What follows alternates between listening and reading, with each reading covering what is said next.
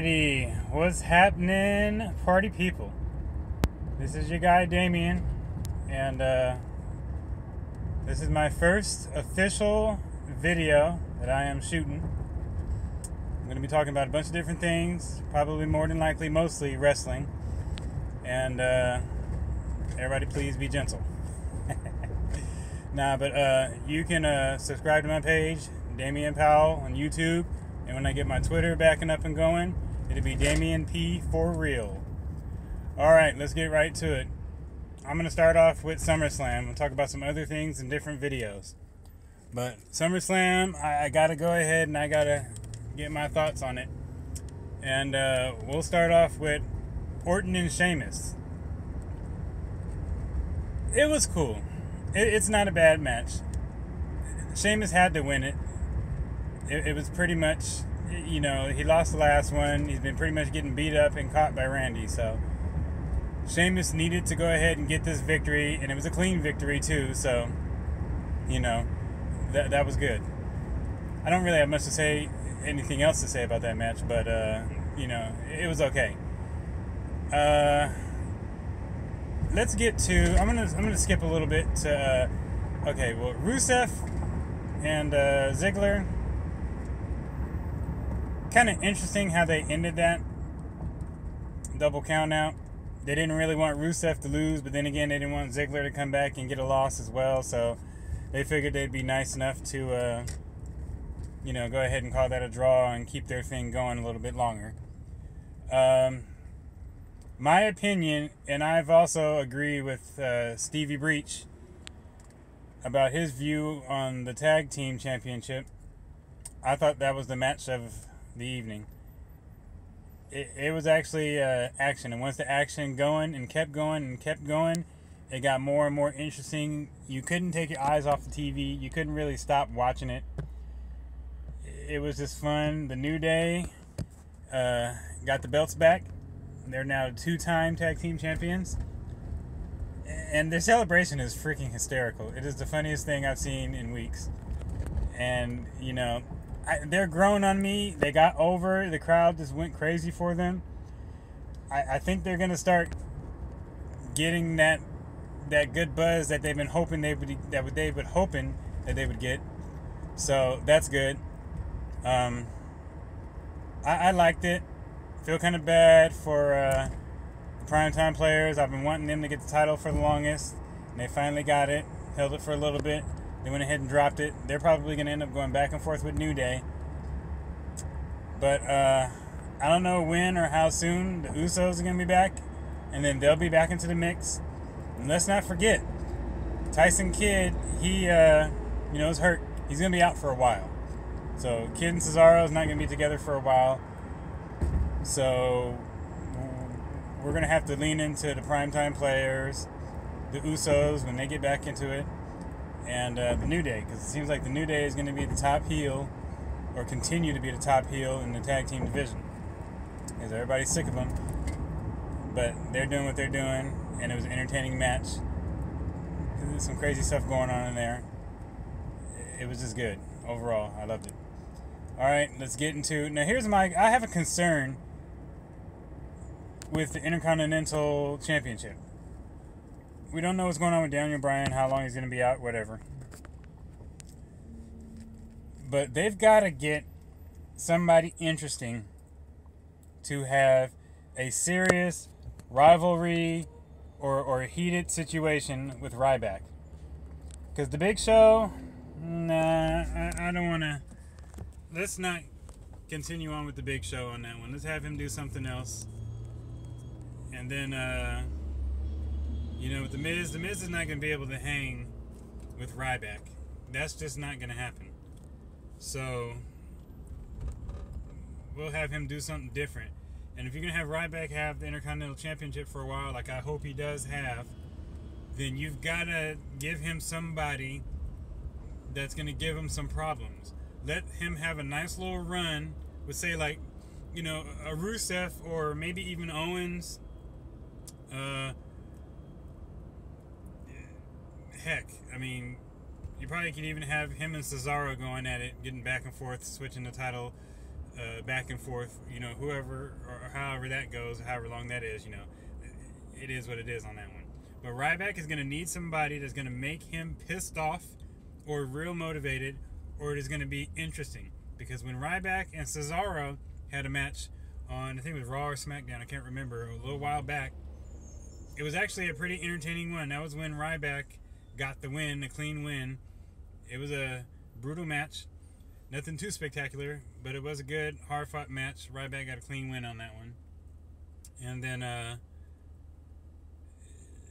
you just, I don't know. You just have to have somebody against Ryback that's going to give him some issues, is going to piss him off, is going to make the rivalry interesting, you know, because at this point, and you know, I'm always down with the Feed Me More movement. But that match last night for the Intercontinental Championship, the three-way, was kind of, for me, it didn't get me going. I kind of wished it did, but it didn't. Now, let's see, what else we got? I'm not going to say much about the Divas Revolution because they're doing it and they're going to continue to keep doing it. And just like Charlotte said, she wants a main event at WrestleMania. That's probably going to eventually happen. Obviously not WrestleMania 32. Could be the WrestleMania after that. Who knows? But eventually that's going to happen if these divas keep up what they're doing. And they're pushing people like the Bellas, Alicia Fox, Paige. You know, got Naomi getting up and going. Tamina's in the mix. They got everybody motivated and going. There's so many ideas and everything that can circle around that. And, you know, you can just build and keep going off of all that. And you don't even know how the rest of that can end up happening and eventually going. Also, what we got also is, yeah, I keep switching areas and angles, you guys. Sorry about that. Now, what else we got going? We have Rollins and Cena. I pretty much know they're not going to have Cena tie Ric Flair for 16 championships. World championships. But Rollins having both belts, it's interesting. They're really keeping alive the Rollins run. It's probably going to last all the way to the next WrestleMania, I think. I don't think he's going to lose the title. I think he's probably going to have the title probably for the whole year. If he drops it sometime during this year, he's probably going to get it right back. So, that's pretty much how that's going to go. Let's see, what else we got? Oh, I want to get to Rollins and his white gear. That was sick. I dig that. It made sense. I think he should have, in my opinion, in a different type of way, if he was going to switch gear, eventually let him do it when he becomes a face. That would have been dope. But, you know, it is what it is, and that's fine. No biggie. So, you know, it was good. The Rollins and Cena match was good. I don't get the Jon Stewart situation. Kind of don't like it. That could have been a match that could have went clean on either half. A mistake or two. How that could have went. And it was all good. But, you know, hey.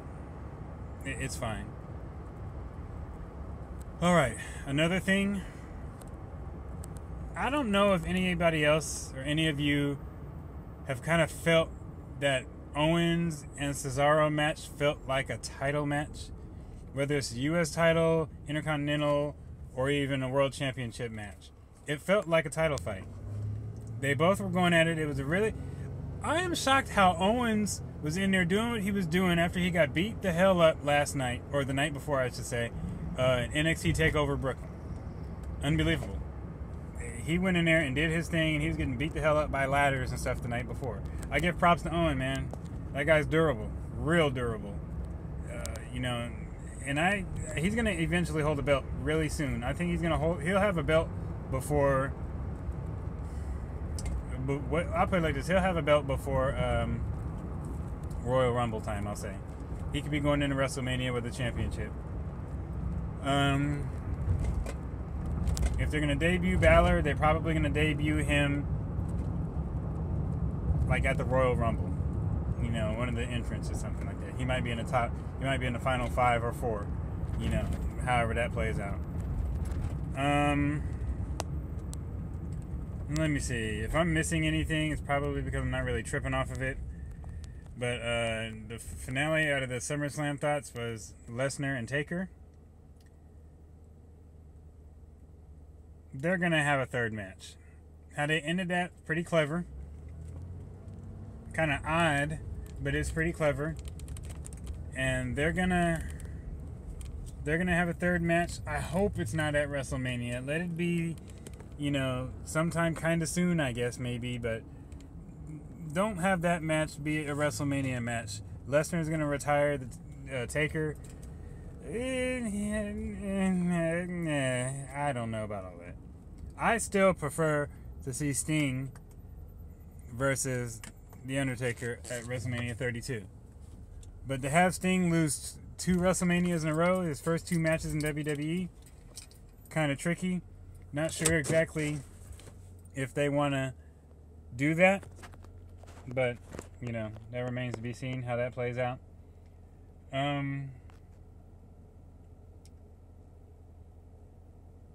Overall, SummerSlam was cool. It didn't have the feel of a big-time event. Like, how you feel with WrestleMania. You get excited. You feel good. You're pumped up. You can hardly sleep. There's so many things you want to do, that, and stuff like that. They didn't have a lot of stuff going on to me before SummerSlam and around SummerSlam. I think they could have did something different with the stage at least. Have some type of special thing. My opinion with SummerSlam, if you're going to treat it as the biggest event of the summer, you got to have it at a bigger venue. At one point, they were talking about having it at MetLife, which would have been nice. But, they were probably unsure if they would have sold that out or something. Who knows? But I honestly think this, and here's my opinion. Because I don't know how long they have a contract for Brooklyn or whatever, if it's just a one-time thing. I think they should have SummerSlam in Vegas. Let me explain. In Vegas, at UNLV's football field. It's basically a single level of seats. Add risers. And then, have whatever setup you're going to have over the ring. And then have your SummerSlam stage. It's not too much. It'd probably be like, I don't know, maybe 50 to 55,000 people or something like that. You don't need to have SummerSlam be like 80 to 90,000 people. You just don't need that, in my opinion. You have that, you do that, and it'd be kind of good. It'd be probably sunny, probably for either 1/3 of it or half of the event. It's Vegas, Nevada, whatever. It's a few hours away from LA. I just think something like that should happen. And once again, people, these are my opinions. Hey, you like them, you like them. If you don't, you don't. Whatever. But I agree with a lot of people on a lot of different things and views with wrestling. The Raw after SummerSlam is going to be really interesting to see what they do. I'm not sure exactly what they're going to continue to do with Rollins and the U.S. title. I'm not sure what they're going to do with Cena, if he's going to eventually get that back. They've got to start they've got to start something with Ryback on that Raw. They have to. They got to get a major name to do some stuff with Ryback. Why not Owens?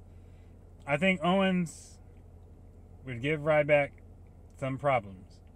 And it'd be a nice, interesting back and forth thing. It's a tough guy versus a tough guy. Ryback is going to be up and at him, pushed to the limit. I mean, the Big Show was a big guy, but Ryback has already pretty much manhandled him at times and everything. I don't want to see Mark Henry against Ryback. I'm pretty much over that. Let it be somebody new. Ryback needs some fresh motivation to continue his pop, because you don't want his push to start dying out from the people that he's going up against. Whether he's beating them or if it's something that's not believable or whatever. I don't know. But you got to have something that's going to get Ryback to make an interesting feud. if you guys know what I'm talking about or understand that. And the reason why I mean Ryback, or talking about Ryback, because I like Ryback. Ryback is one of my top guys. But another thing you got to do is you got to do something for Roman. There's the Roman haters out there, the people that don't like Roman. You got to understand something. Roman Reigns is ready. He is ready. That WrestleMania performance, if that didn't let you know that he was ready, then I don't know what the heck is wrong with you guys. I didn't go to the SmackDown in Sacramento. I live in the West, California. But when I watched it, the ovation, the pop he got was ridiculous. Like, I haven't heard that for Roman either in a long time or ever. I mean, they went ballistic for him. And that's good. I think it's time for him to get a belt. I mean, heck, throwing this out there, but why not have a Roman and Ryback, even though I know they're both faces? But you got to eventually do something. You got to do something with Ryback to get his thing going. You got to do something for Roman. You got to. And then Dean Ambrose. I don't want to see the Wyatts feud with those top guys anymore. No. I don't know. Roman, Rusev, maybe. Who knows? But okay. Pretty much I'm going to go ahead and close this video out. And then my next video I'll start talking about things like WrestleMania that I went to and everything. I'll give you guys my thoughts and everything about that. SummerSlam was cool. Couple things I wish they kind of changed or didn't do. But it is what it is. I think that this video, for my first one, wasn't too bad. I pretty much got what I thought off of my head. Couple quick shout outs to some people I'm subscribed to and videos that I've watched of theirs. Of course, obviously Stevie Breach, Salt and Battery 777, Pico, I think that's how you say his name,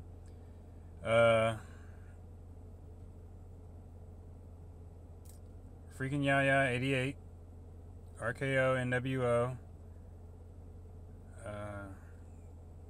my homies on Twitter, Double M 2003, Dan Goes Ham, you know, and whoever I'm forgetting, my bad, I'll get you on the next one. Talk to you guys later, and I'm out.